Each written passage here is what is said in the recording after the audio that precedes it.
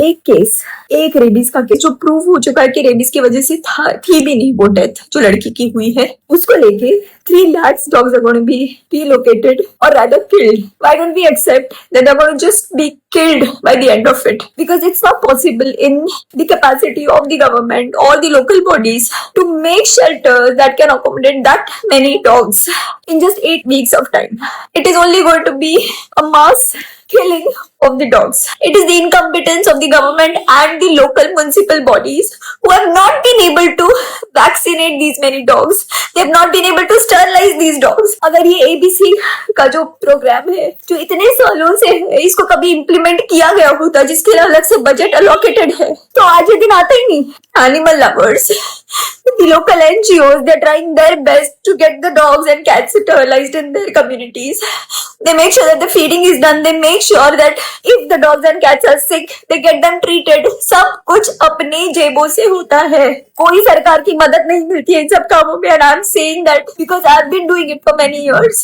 And we make sure that the dogs and cats are sterilized in that particular area. क्योंकि नए बच्चे अगर पैदा होंगे तो वो फिर हमारी जिम्मेदारी होती है to get them adopted. And thanks to all these breed lovers, you are equally responsible for this situation in the country right now.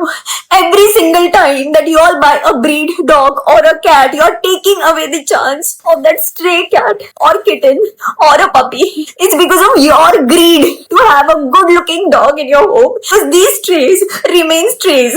So don't call yourself animal lovers and don't call yourself dog lovers. I don't know how it's going to be possible now that this judgment is already passed. People who are trying to have a peaceful protest on the streets are being taken away by the police. So I have no idea how this is going to work, but it's going to be death of compassion.